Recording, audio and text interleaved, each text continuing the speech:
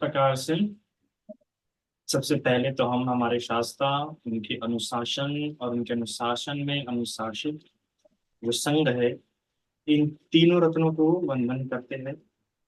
उसी प्रकार मेरे उपाध्याय जिनके कारण मुझे इस बुद्ध शासन में उपसंपदा प्राप्त हुई, उन्हें भी वंदन, और मेरे सभी आचार्य और कल्याण मित्रों के प्रति मंगल कामना। भगवान के शासन में हम सभी भिन्न भिन्न रूप से, विशेष रूप से इस वर्षा काल में धर्म श्रवण करने का प्रयास करते हैं। आज इस धर्म श्रवण के सत्र में हम सीवी जातक इसके बारे में जानेंगे। सीवी जातक बड़ी महत्वपूर्ण जातक है। महत्वपूर्ण जातक से ज्यादा कहूँ तो बड़ी प्रसिद्ध जातक। इस जातक में भगवान ने दान किस प्रकार त्याग किया है अपनी बोधिसत्व अवस्था में, ये ज्ञात होता है इस कथा से। यह कथा में विशेष पहलू जो जानने के लिए मिलता है वो यह कि किस प्रकार से व्यक्ति दान में असंतुष्ट रहते हुए उसमें और उन्नति करता है। असंतुष्टि साधारणतः तो दुख का कारण होती है संसार में, पर वो व्यक्ति जो अध्यात्म में उच्चतम अवस्था प्राप्त करने के लिए प्रयास कर रहा है, उसके लिए ऐसे कुछ गुण होते हैं जिसमें उसने संतुष्ट नहीं होना चाहिए। उसमें से दान ये एक गुण होता है। विशेषतः जो पारमिता पूरे करने के लिए प्रयास करते हैं और जो उच्चतम सुख की प्राप्ति करना चाहते हैं, उसके लिए दान में संतुष्ट होना बहुत ही ग्रहण की तरह है। जिस प्रकार चांद पूर्ण हो, या चांद अभी पूरा होने ही वाला है। अब जो चांद अभी जो पूरा होने वाला है, जिसके लिए हम 15 दिन नहीं 1 महीना, इसके लिए 1 माह हम इंतजार करते, प्रतीक्षा करते हैं। अब वो चांद पूर्ण होने ही वाला है, थोड़ा सा बाकी पूर्ण होने ही वाला है। या फिर ऐसा व्यक्ति जिसका उपवास रहा है दिन भर तक, अब वो चंद्रमा को देख के अपना उपवास छोड़ने वाला है। अब वो चंद्रमा पूरा होने ही वाला है कि वैसे चंद्र ग्रहण लग जाए, कैसा लगे। जिसको देखने के लिए इतने लंबे समय से प्रतीक्षा कर रहे हैं और तुरंत ग्रहण लग जाए, जिसको देखने से हमारा जो उपवास हमने रखा था अब वो पूर्ण होने वाला है, अब वही रुक जाए, वही टूट जाए, तो कैसा हो जाएगा। तो ऐसे ही उस व्यक्ति के लिए होता है जो व्यक्ति दान से संतुष्ट हो जाए। जो व्यक्ति दान से संतुष्ट हो गया मतलब वो रुक गया, अपने आध्यात्मिक अवस्था में ही वो रुक गया। अब उसका आगे नहीं चल सकता, कितना भी ज्ञानी क्यों ना होंगे, कितना भी अध्ययन क्यों ना कर रहा होंगे, पर वो दान नहीं करता होगा। उसका अध्ययन अध्यापन तो जीवन में उतारने का जो रास्ता है वो शुरू होने का अभी तक उसके लिए सिर्फ मुझे विलास है। आज आप देखिए कई सारे स्कॉलर्स हैं, उपासकों के रूप में भी देखिए आप, भिन्न भिन्न स्कॉलर्स अवेलेबल है आज। अच्छा गंभीर ज्ञान रखते हैं, शब्दतः पाली उच्चारणों का तक ज्ञान रखते हैं, अर्थ को जानते हैं, पर क्या उनके जीवन में उतरा हुआ दिखता है। बहुत सारे स्कॉलर्स हैं, उतने ही व्याकुल दिखते, उतने ही परेशान दिखते, दौड़ भाग उनके जीवन में अभी भी उतनी दिखती है। तो क्या कारण है? क्योंकि दान में उनको रुचि नहीं मिलेगी, या फिर दान के परिभाषाओं को उन्होंने इस प्रकार से बना लिया है कि आप देखिए विशेष रूप से स्कॉलर्स है, उनके दान की भिन्न भिन्न परिभाषा है। पर जब जातक कथाओं को हम देखते हैं तो उसमें इसी परिभाषा में दिखती है। उसमें तो बोधिसत्व हमें क्या दिख रहा है कि दान करता हुआ दिख रहा है। किसी प्रकार का कोई मापदंड या माप नहीं रहा, ये परख नहीं रहा, उसे जहां अवसर प्राप्त हो रहा है, जहां संधि मिल रही है, वहां वो दान करते जा रहे हैं। और यही भाव हमें जातक कथाओं में देखने के लिए मिलता है और सीखने को। जातक कथाएं हम इसलिए भी पढ़ते हैं विशेष रूप से, कि कथाएं तो जातकों में भी दी है, और कथाएं धम्मपद में भी दी है। पर जब जातक कथा पढ़ रहे हैं, तो उन कथाओं से सर क्या लाभ होता है, विशेषतः धम्मपद की कथा के तुलना में देखेंगे। धम्मपद की कथाओं में बुद्ध रूपी जीवन है, याद रखिएगा। पर जातक कथाओं में बोधिसत्व रूपी जीवन है। ये बात तो सरल है कि श्रद्धा स्थान हमारे बुद्ध है, पर बोधिसत्व का जीवन हम इसलिए देखते हैं कि उस समय प्रतीत होता है कि कैसे अपने भिन्न भिन्न जन्मों में उन्होंने अपने पारमिता पूर्ण करने के लिए प्रयास किए।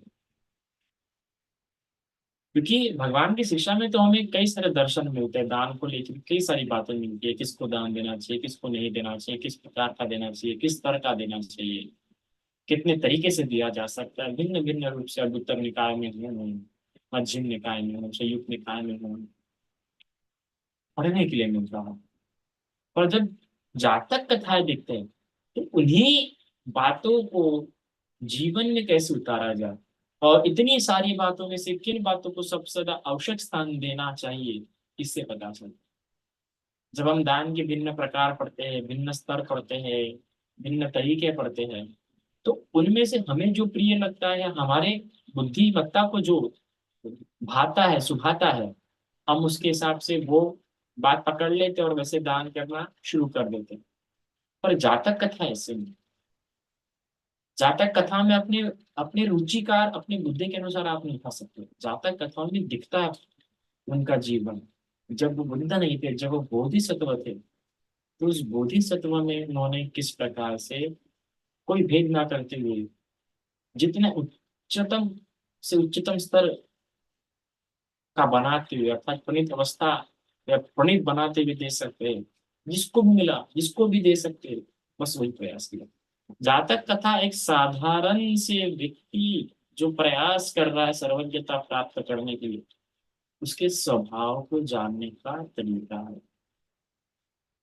इसलिए जातक कथाओं में कई सारी बातें आपको भिन्न सुनने के लिए मिलेंगी, भिन्न पढ़ने के लिए मिलेंगी, जो विशेषतः आपको भगवान की मूल शिक्षा में भी नहीं पढ़ने के लिए मिलती। और कई बार जातक कथाओं से हमें देखने को मिलता है कि कई सारी बातें जो होती है भगवान के दर्शन में, भगवान के शिक्षा में, जो प्रिंसिपल्स है, जो डोगमास है ना, जो सिद्धांत है, उनको लेकर कंफ्यूज कर देती जातक कथाएं। क्योंकि जातक कथाएं स्वभाव में, व्यक्तित्व, व्यवहार की बातें करता है। क्योंकि दर्शन पढ़ने के लिए, सिद्धांत पढ़ने के लिए बड़े अच्छे लगते हैं। जैसे सोतापति के सिद्धांत अगर आप पढ़ेंगे, बड़े अच्छे लगते हैं पढ़ने के लिए, सरल लगते हैं, है ना, किसी को कठिन भी लगते होंगे। पर जब जातक कथाओं के दृष्टिकोण से देखोगे ना, तो वो सोतापति के जो सिद्धांत बताए गए हैं, वो जातक कथा में अगर आप पढ़ते तो बड़ा विरोधाभास प्रतीत होता है। उसी प्रकार से कई सारे, तो ये व्यवहारिक जो ज्ञान है, ये धम्मपति कथाओं से और जातक कथाओं से पता लगता है। लेकिन फिर भी मैंने पहले बताया भी है कि धम्मपद तो आदर्श है, आदर्शात्मक जीवन है। जातक कथा आदर्शात्मक जीवन को परिलक्षित नहीं करती। क्योंकि जातक कथाएं कथाएं और उस व्यक्ति के जो आदर्श तक पहुंचने का प्रयास कर रहा है। रास्ते में कई सारी विनतियां होंगी ना, ये जातक कथा भिन्न है। तो आज की जातक कथा में दान का जो भाव है, उसके बारे में जानने के लिए मिलेंगे। और शिवी जातक बड़ी प्रसिद्ध है, बहुत प्रसिद्ध है। जैसे नेमी जातक प्रसिद्ध है, वैसंतर जातक प्रसिद्ध है, वैसे ही शिवी जातक भी प्रसिद्ध है। शिवी जातक विशेष रूप से राजा प्रसन्न जीत के असंतुष्टि का परिणाम। राजा प्रसन्नजीत में बड़ी असंतुष्टि हुई। बहुत महंगा, बहुत काशापन अर्थात धन खर्च करके उसने दान दिया, संघ को दान दिया। संघ को दान देने के बाद वो संतुष्ट नहीं हुआ, अनुमोदन नहीं कर पाया, अनुमोदन में उसे प्राप्त नहीं हुआ, संतुष्ट रहा, असंतुष्ट रहा। तो दूसरे दिन भगवान के पास फिर आता है, और प्रातकाली आता है। और प्रातकाली आता है तो भगवान जान लेते हैं कि बाबा ये व्यक्ति संतुष्ट नहीं है, तो भगवान फिर से उपदेश देते हैं। और इस बार ये धर्म उपदेश सुन के राजा इतना प्रसन्न होता है कि उस समय की शिवी देश की सबसे महंगी, जो बहुत शस्त्र हजारों कारशापन दे के जो वस्त्र प्राप्त होता है, उस वस्त्रों को खरीद के भगवान को संघटित के रूप में दान दिया। उत्तरासन, सॉरी उत्तरासन, उत्तरासन मतलब चिरो। तो भगवान को उत्तरासन के रूप में दान दिया, बहुत जो महंगा वस्त्र था। संतुष्टि हुई ना, जैसे हमें संतुष्टि प्राप्त होती है उस तरह का हमें दान देने का भी मन करता है। लगता है ना, प्रतीत होता है कि इतनी सुंदर वस्तु मुझे प्राप्त हुई है इनके शब्दों से, मैंने भी वैसा देना चाहिए। देने का भाव वही से तो शुरू होता है। ये लोग इतना क्यों प्रणीत से प्रणीत दान देना चाहते हैं? क्योंकि उनको उनको मिलता है उसके शब्दों से, उनके दर्शन से। तो राजा प्रसन्नजीत को भी जब इस बार दर्शन के तो इतनी संतुष्टि, इतना लाभ हुआ, धर्म से इतना सुंदर बोध हुआ कि शिवी देश की जो सबसे सुंदर वस्त्र थे, जो बड़े महंगे वस्त्र थे, वो खरीद के लिए। क्योंकि उसको खुद को ऐसा लाभ हुआ है, उस देशना से उसे वो सब प्राप्त हो रहा है, और सुख वो संतुष्ट, उसके दुख दूर हो रहे हैं। तो मेरा जब इतना भला हो रहा है, तो वो भाव था उसका। तो यह बातचीत फैल गई थी को संग में। उपासक में तो बात फैली होंगी, कौन सी बात फैली होंगी कि राजा प्रसन्नजीत ने इतने महंगे वस्त्र दान दिए। पर आप विचार कीजिए, क्या संघ में इस प्रकार की बातें होंगी? नहीं। संघ में जो चर्चा हुई वो इस प्रकार से हुई कि राजा को कितनी असंतुष्टि हुई थी। देखो, जिस प्रकार का हम जीवन जीते हैं उस प्रकार की शंकाएं और प्रश्न उत्पन्न होते हैं। कि जिस प्रकार का जीवन जी रहे हैं, मतलब उस प्रकार के बातों को महत्व दे रहे हैं। और जिन बातों को महत्व देंगे उस प्रकार का उपादान, खोजबीन, जोड़ना तोड़ना लगा रहे।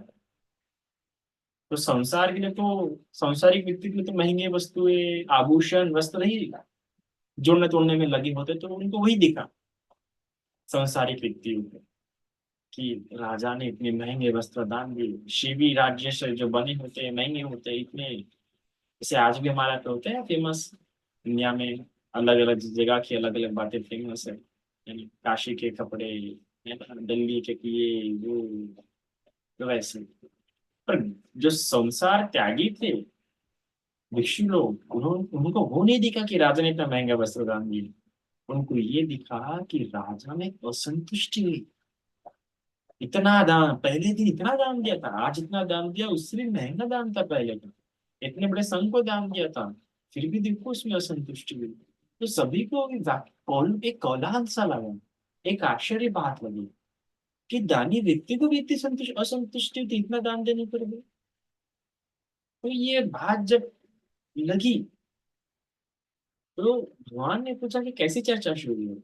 वो बताया, तो भगवान बताते हैं कि ये अभी की बात नहीं है, पुराने समय से चलती आ रही है बात, आपको अभी लगता हूँ। तब भगवान बताते हैं कि पुराने समय में तो ऐसे भी लोग थे जो बाहर पूरे वस्तुओं का, हर तरह की वस्तुओं का दान देते थे, फिर भी उन्हें असंतुष्टि थी। ऐसे भी राजाओं के लिए भगवान ने बताया कि जो जो दान दिया जा सकता था बाहरी वस्तु के रूप में, वो सब कुछ दान करके थे। रोज नया नया खुश थे कि आज क्या दान दे, ये तो दान दे चुका हो, वो तो दान दे चुका हो। जैसे कई सारे उपासक भी होते हैं ना, अरे आज आज बंदे को ये बना के खिलाया। जैसे वर्षावास है, वर्षावास में विशेष रूप से सब तो भोजन दान कर ही रहे होंगे, क्योंकि वो प्रथम कर्तव्य होता है। तो होता है ना कि अरे पिछली बार ये दिया था, आज ये दूंगा, ये सब्जी दान कर चुका हूँ, ये सब्जी खिलाऊंगा। है ना। तो ऐसे भिन्न भिन्न जो विचार होते, तो पहले के राजा भी ऐसे कि ये वस्तु दान कर चुके हो, अभी ये वस्तु दूंगा। वो जो विश्व की हर वस्तु दान कर चुके थे वो भी असंतुष्ट थे, अभी की बात नहीं है ऐसी। अरे प्रिय वस्तु का दाता, जिसने प्रिय वस्तु दे चुका है, उसके जीवन में जो जो प्रिय वस्तु थी वो सब दिया है, फिर भी व्यक्ति में असंतुष्टि देखी गई। तो सभी विश्व में कौलाहल जाए, कौतूहल जाएगा कि भगवान बताइए ऐसे कौन ऐसे राजा हो चुके हैं, जो उनकी घटना हमें बताइए। हम भी जानना चाहते हो कि कैसे रहे होंगे वो राजा, कैसे विचार उनके मन में उत्पन्न होते होंगे, जो विश्व की हर एक वस्तु दान देने पर भी ऐसे असंतुष्ट हुए हैं, ऐसे असंतुष्ट रहे हैं। तब भगवान बताता है कि पूर्व समय में शिवी राष्ट्र में, जो शिवी राष्ट्र हुआ करता था, वहां पे एक शिवी नाम का राजा था। उसको एक पुत्र प्राप्त हुआ था। पुत्र का जन्म होने पर पुत्र का नाम भी सीवी रखा गया, है ना। सीवी जब उम्र में आया, तब राजगद्दी जब संभाला, तो राजगद्दी संभालते बराबर धर्मवान था। तो धर्मवान होने के कारण धर्मवान व्यक्ति सबसे पहला कर्तव्य समाज के लिए ही देखता है कि समाज को अच्छे वस्तु, अच्छा सुख सुविधा और अच्छा भोजन प्राप्त करे। एक सत्पुरुष यही तो चाहता है, दूसरों का भला किसमें देखता है कि उन्हें अच्छे वस्त्र अच्छा भोजन प्राप्त हो। तो एक अच्छे राष्ट्र, एक अच्छे राजा के रूप में उसने क्या की, 6 दानशालाएं पूरी, राज्य के चारों दिशाओं में एक एक, और राज्य के मध्य में एक, और अपने राजमहल में भी ऐसे कुल मिला के 6 उन्होंने राज दानशालाएं पूरी। उन दानशाला में प्रतिदिन भोजन दान वगैरह हुआ करता था। और वो स्वयं विशेष रूप से अष्टमी, अमावस्या और पूर्णिमा में खुद जाके देखता था कि सारी व्यवस्था ठीक तो हो रही है ना, और खुद भी अपने हाथों से कर देंगे, कि देख रहा है कि व्यवस्था ठीक प्रकार से हो रही है कि नहीं हो रही है। तो इस प्रकार से वो दान कर रहा था। एक बार ऐसे ही दान करते करते पूर्णिमा की रात में, जब ऐसे चंद्रमा की तरफ, मैंने कहा, मैंने पहले ही ज्यादा कथाओं में बताया कि राजाओं को बड़ा, या दानी व्यक्ति को बड़ा स्वभाव, या विशेष रूप से बोधिसत्व में देखते हो कि पूर्णिमा के दिन तो अक्सर रात को चांद देखते थे। बड़ा सुंदर भाव, और देखना भी चाहिए, बैठना भी चाहिए, क्योंकि यही पूर्णिमा है जिसको आप शुभ मानते हैं, यही वही पूर्णिमा है जिसमें आप अष्टशील धारण करके अपना पवित्र जीवन जीते हैं। तो वो चंद्रमा जो सफेद है, शुभ्र है, जिसकी छाया इतनी शीतल है, वो आपका प्रेरणा होना चाहिए कि मेरे अष्टशील भी, मेरे धारण के भी शील भी दूसरों के लिए यदि शीतल रहे, और मेरे जीवन में भी यदि शीतलता बनाए रखे। ये चंद्रमा का प्रकाश छुपता नहीं है, सूरज का प्रकाश तो भी छुपता होगा। सूरज का जो किरण होती है, जो धूप होती है, वो परेशान कर देती है, कभी कभार चुभा देती है, व्याकुल कर देती है, शरीर की सफेद त्वचाओं को जला देती है। पर चंद्रमा का प्रकाश ऐसा नहीं होता है, शीतल होता है, बड़ा शांत प्रिय होता है। तो उसको देखना चाहिए, बैठना चाहिए।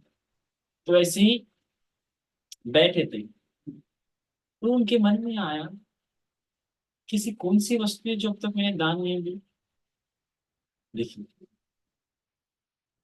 कि देने का जब मन आता है, देने का जब स्वभाव आता है, जिसमें जिसको रुचि आती है, जो आनंद लेता है दान देने में, उसको तो यही लगता है कि यार इस बार क्या देना चाहिए। तो वो तो लगे दिखा कि अरे मैं तो हर वस्तु, हर चीज दे के हूँ, बाहर की तो हर वस्तु दे के हूँ। फिर उसके मन में आता है कि चलो अब मैं अपने शरीर को बस दान दूंगा। अगर आज, अगर इस बार मुझसे कोई याचक मेरे शरीर का कोई भी अंग मांगने है, या मुझे ऐसा कोई भी अवसर दिखता है कि मैं अपने शरीर का कोई भी अंग दान दे सकता हूँ, तो मैं निसंकोच, बिना दूसरा विचार किए वो दे दूंगा। देखिए, और देते वक्त भी देखिए, जब विचार आता है तो किस प्रकार से दूंगा ये भी वो सोचता है। तो कितना सुंदर उदाहरण में उपमा देके बताया गया है। क्या अच्छा हो यदि आज जब मैं दानशाला में जाऊं, तो कोई याचक मुझसे बाहरी वस्तु ना मांगकर निजी वस्तु मांगे। यदि कोई मुझसे हृदय मांस मांगेगा, हृदय का मांस, देखिए विचार भी आ रहा है, हम ऐसा विचार नहीं करते हैं कि मुझसे ये मांगेगा वो मांगेगा तो मैं दे दूंगा। ऐसे विचार होता है कि वो सोच रहा है, वो सोच भी रहा है कि मांगे ना तो क्या मांग सकता है, हाँ हृदय। तो अगर मुझसे कोई हृदय का मांस मांगेगा ना, तो जैसे कोई मैं अपना चूरा घुसा के दे दूंगा। तो कैसे दूंगा, तो बताइए, वो सोच भी रहा है, विचार भी कर रहा है, तो कहता है कि जैसे स्वच्छ जल में से नाल सहित, यानी उसकी नाल होती है ना, जो डंगाल होती है, ये स्वच्छ जल में से कोई नाल सहित कमल उखाड़ के देता है, नाल सहित, वो शेष ही रखूंगा। स्वच्छ जल में से, गंदे जल से नहीं, स्वच्छ जल से। वैसे ही मैं अपने साफ हृदय से उखाड़ के दे दूंगा, निकाल के दे दूंगा। उपमा देखिए, कितनी सुंदर उपमा है। जो स्वच्छ जल होता है, जो स्वच्छ जल में जो कमल होता है ना, उस कमल को नाल सहित दूंगा और उखाड़ के दूंगा। ये देने का भाव होता है कि मेरा भी जो मांगना है ना हृदय मांस, तो ऐसे दे दूंगा, शेष नहीं रखूंगा कुछ भी। होता है ना, कुछ शेष, कुछ भी शेष नहीं रखूंगा, ये देने का भाव। फिर कहते हैं कि यदि अगर मुझसे कोई शरीर मांगता है, तो जैसे लकड़ियों के से छील छील के बराबर निकाला जाता है पूरा, वैसे मैं पूरा मांस ना निकाल के दे दूंगा। अगर मुझसे कोई रक्त मांग लेगा, तो कुएं से कैसे कोई एकदम बकेट भर भर के पानी निकालता है, वैसे मैं पूरा रक्त निकाल निकाल के, मुंह से पूरा रक्त निकाल निकाल कर फिर भी दान दे दूंगा। और यदि अगर किसी के घर में उसका घरेलू काम ठीक से नहीं हो रहा होगा, और मुझे कोई दास बनाना चाहता हूँ, तो अपना राजपाट छोड़ के, अपने सारे जो राजश्री आभूषण है, वस्त्र है, वो सब त्याग के, आप वस्त्र पहन के उसके यहाँ पे दासत्व भी स्वीकार कर लूंगा। ये भाव विशेष देखिए, मतलब दासत्व स्वीकार करने के लिए भी तैयार थे, पर करना चाहते हैं। यहाँ तक कि अगर मुझसे कोई आंखें मांग ले, तो मैं अपनी आंखें निकाल के भी दान कर दूंगा। ये भाव है देने का। किसका भाव है? हम बुद्ध की बात नहीं कर रहे हैं, तो हम बोधिसत्व की बात कर रहे हैं। ये बोधिसत्व का भाव है, इस प्रकार से दान देते हैं। तो क्यों कोई ऐसा मानुषी दान नहीं है जो मैं नहीं दे सकूं? यदि कोई मेरी आंखें मांगता है, तो मैं वो भी दे दूं। क्यों ऐसा हो रहा है? क्यों इतना दान देना चाहता है वो? उसका एकमात्र कारण ये है कि उस आनंद लेता है दान। आनंद लेना चाहिए व्यक्ति ने। वो तो इंद्र के मन में आया, जब ये विचार देखा इंद्र ने, तो इंद्र के मन में आया। इंद्र ने सोचा, देवराज शक्र ने सोचा कि चलो इसकी परीक्षा लेते हैं। तो इसकी परीक्षा लेने के विचार से वो एक गरीब अंधे ब्राह्मण का रूप लेके जाता है। उस दिन जाता है जिस दिन राजा दानशाला में जाता था, अमावस्या पूर्णिमा। तो जब राजा दानशाला में गया, तो इंद्र भी बूढ़े ब्राह्मण का रूप लेके, अंधे ब्राह्मण का रूप लेके, एक ऐसे स्थान पे, उच्च स्थान पे जाके खड़ा हो गया जहाँ से वो आसानी से दिख सके। तब हाथ जोड़ के ब्राह्मण देव ब्राह्मण जो देवराज शक्र जो रूप लेके आए थे, वो याचना करते हैं राजा से कि राजन, तुम्हारे दान की ख्याति, कीर्ति सुन के मैं बड़े दूर से आया। सभी लोगों को तुम्हारे दान का स्पर्श हुआ है, तुम्हारे दान को देखा है, तुम्हारे दान का लाभ हुआ है। मैं ब्राह्मण भी इस दान का लाभ देखना चाहता हूँ। तो राजन कहते हैं, मांगो, आज तुम्हें क्या चाहिए? तो कहता है,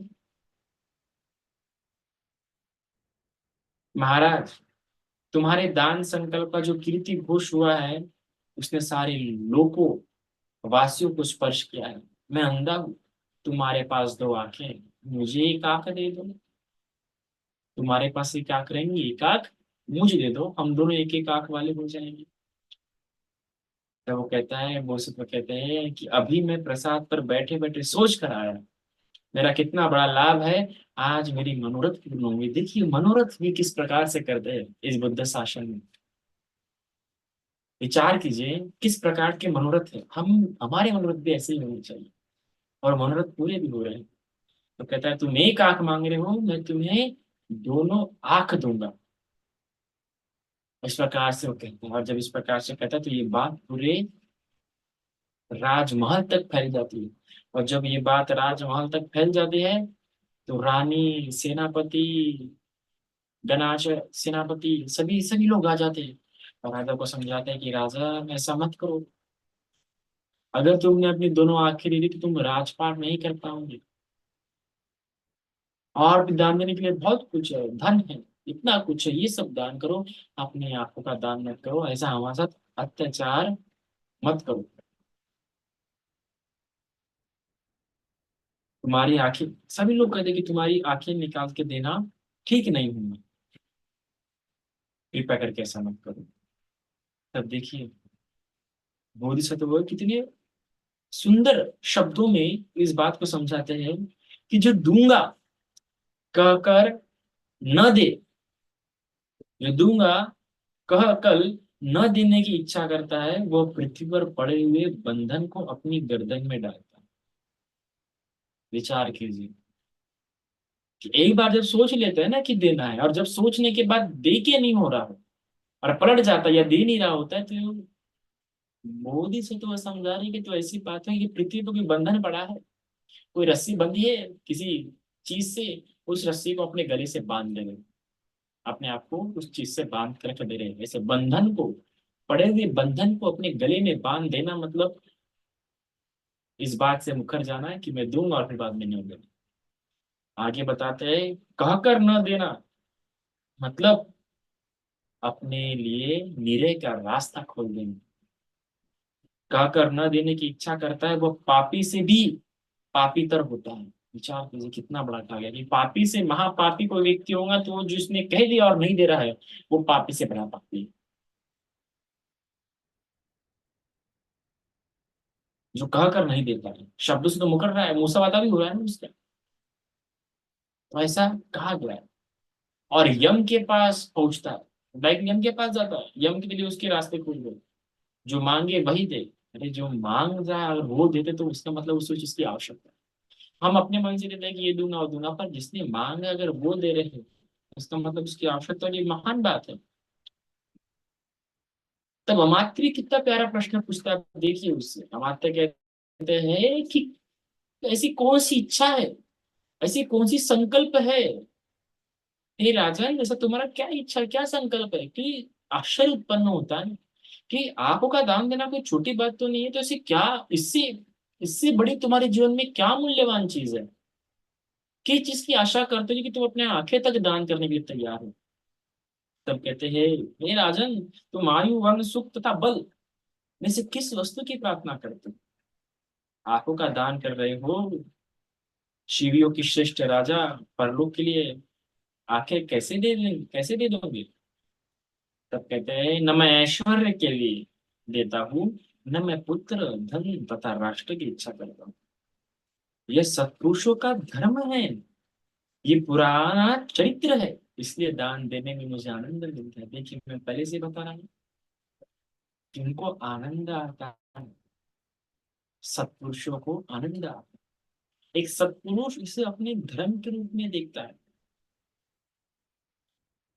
कितने कितने ये शब्द, एक दो तीन शब्द है, सीधे शब्द है, सुने होंगे, पर जब भूल से तो ये जो धर्म का जानकार है, जो धर्म में रुचि लेता है, विशेष रूप से जो बुद्ध शासन में धर्म में रुचि लेता है, उसके लिए शब्द बड़े बड़े बड़े गंभीर है कि ये सत्पुरुषों का धर्म है,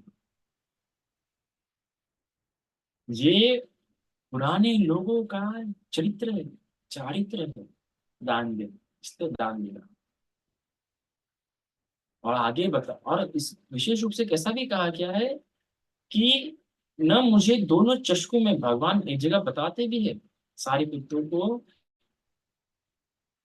कि मुझे दोनों मुझे दोनों चषकों से द्वेष नहीं, ऐसा नहीं है दोनों दोनों चषकों से द्वेष है, या मुझे पसंद नहीं, या मुझे संसार में रुचि नहीं, या मुझे ये चषक अप्रिय है, पर बताते हैं कि मुझे सर्वज्ञता प्रिय है, इसलिए मैं आंखें दे रहा हूँ, आंखें दान देने से सर्वज्ञता प्राप्त होती है। क्योंकि यहाँ पे अगर हम सब देख पा रहे तो पढ़ पा रहे हैं। भगवान बताते हैं। तो वो हम भी दान इसलिए देना चाहिए कि हमें भगवान की बोधि प्रिय है, वो बोधि श्रवण करने मिलती है हमें। जैसे भगवान को सर्वज्ञता प्रिय है, हमें वैसे ही उनका धर्म प्रिय होना चाहिए। उन्होंने सर्वज्ञता के लिए पशु का दान भी दिया। हमारा कितना त्याग होना चाहिए भगवान के इस उद्देश्य को सुनने में ज्ञान की। भगवान ने कि भगवान ने ज्ञान पे हमारी कितनी श्रद्धा होनी चाहिए। तब अपने तब वो दान देने का प्रयास करते हैं। और तब सोचता है कि इस लोगों के सामने दान दूंगा तो ठीक नहीं होगा, तो अंदर जाता है, अपने वैद्य के पास जाता है और अपने वैद्य को कहता है कि तुमने मेरी बड़ी लंबे समय से सेवा की है, मेरे बड़े अच्छे सहायक रहे हो, औषधि लगा के मेरी आंखें निकाल के इस ब्राह्मण को दे दो। तब वो वैद्य क्या कहता है देखिए, देव चक्षु दान बड़ी भारी बात है, सोच सोच लो।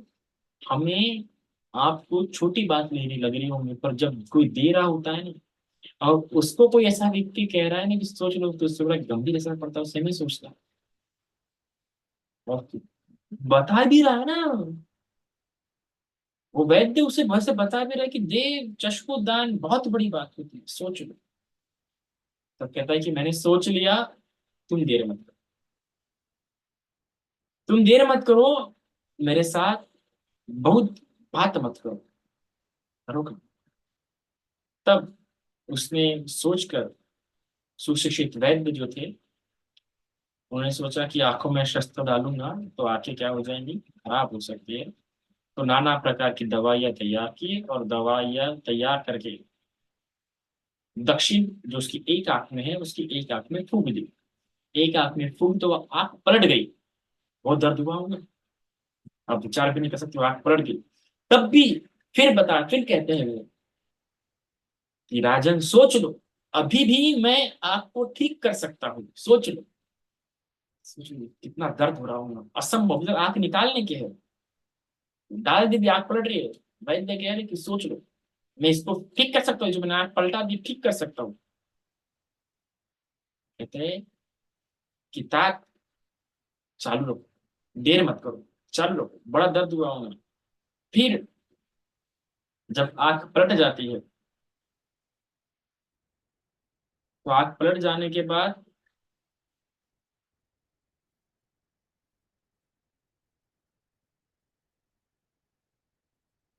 फिर जब आंख पलट गई, उन्होंने इस प्रकार से उसको फूका कि आंख थोड़ी सी बाहर आ गई उससे। फिर ही बहुत पीड़ा हुई उन्हें। उस पीड़ा होने पर फिर कहता है कि महाराज अभी भी मैं आपको ठीक कर सकता हूँ, आपकी वापस सोच लो, इतना दर्द हो रहा हूँ। तो कहता है नहीं नहीं नहीं, तुम इसे चालू रखो। फिर आंखें निकल जाने के बाद बहुत रक्त बहता है, बहुत रक्त बहता है, आपके हाथों में आंखें आगे रहती है। फिर कहता है व्यक्ति महाराज मैं इसे फिर ठीक कर सकता हूँ, सोच लो। कहते नहीं, देखो, इस प्रकार से दे देते हैं। और दूसरी आग जब निकालने जाने वाले थे, महाराज कहते हैं, एक आग दे चुके हैं, आप देख चुके कितनी पीड़ा होती है, कितना दर्द होता है, कितना रक्त निकलता है। फिर विचार कर लीजिए दूसरी आंख देने के पहले। राजन कहते हैं मत दा प्रश्न करिए, ये भी दे दो। और इस प्रकार दूसरी आंख भी दे देते हैं। और दोनों आंख दे देने के बाद दोनों आंख पूरी सूज जाती है, और रक्त रक्त पूरा ही शरीर पर रक्त होता है। सभी लोग देख के हैरान हो जाते हैं, वरदान दे दिया जा चुका है। तब ब्राह्मण भी अपने आंखें ले लेता है और लगा देता है।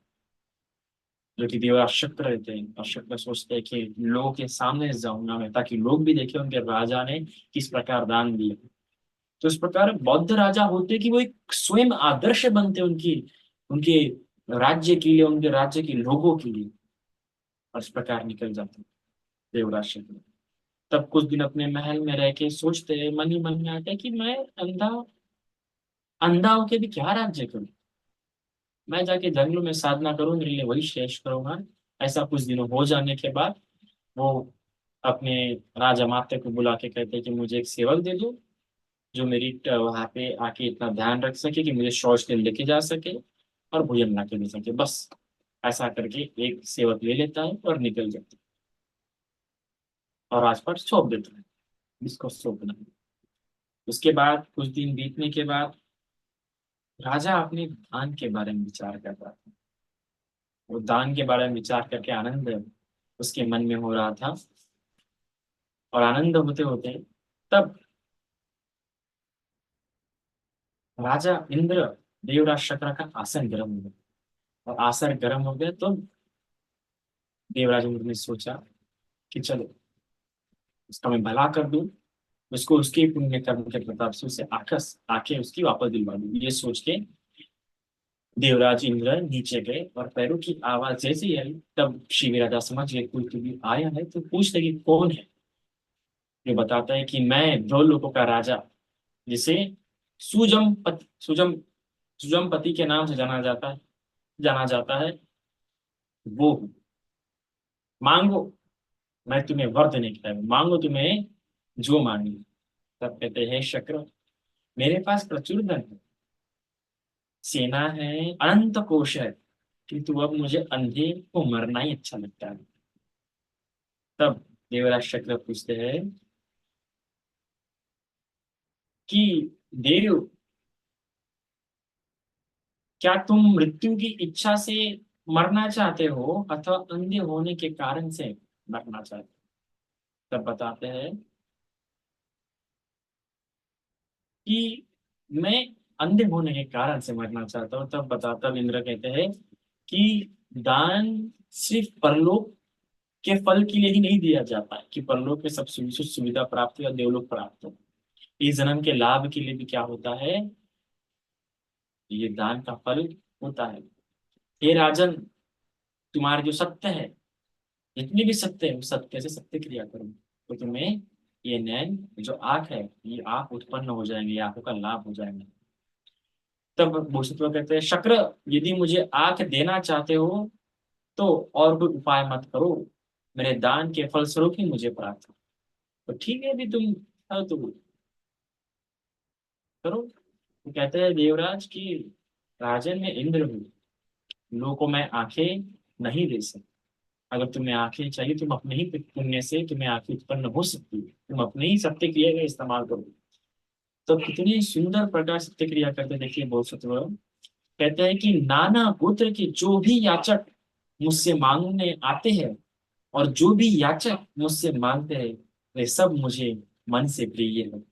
मेरे सत्य कथन से मेरी आंखें ठीक हो जाए। देखिए कितना प्यार।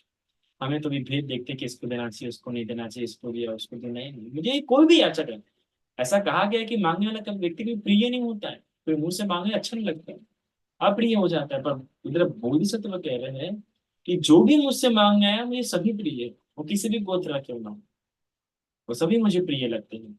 इस सत्य वचन से भी मुझे आंखें आ जाए। और ऐसा ही होता है, उन्हें एक आंख उत्पन्न हो जाती है, एक आंख आ जाती है। फिर दूसरी सत्य क्रिया कहते हैं कि जो वह ब्राह्मण याचक मुझसे आंख मांगने आया था, जिसे मैंने आंख दी, मैंने उसे आंख दी, तब मेरे मन में अति प्रीति और असीम सौमनस्य का भाव था।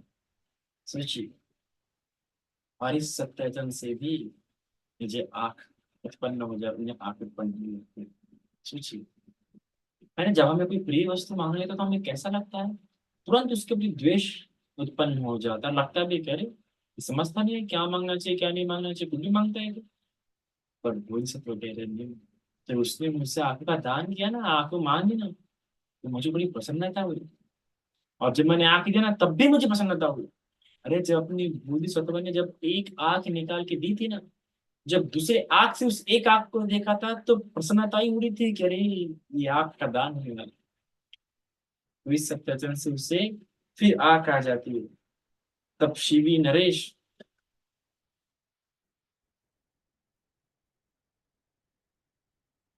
तो वो आंख जब उत्पन्न हो जाती है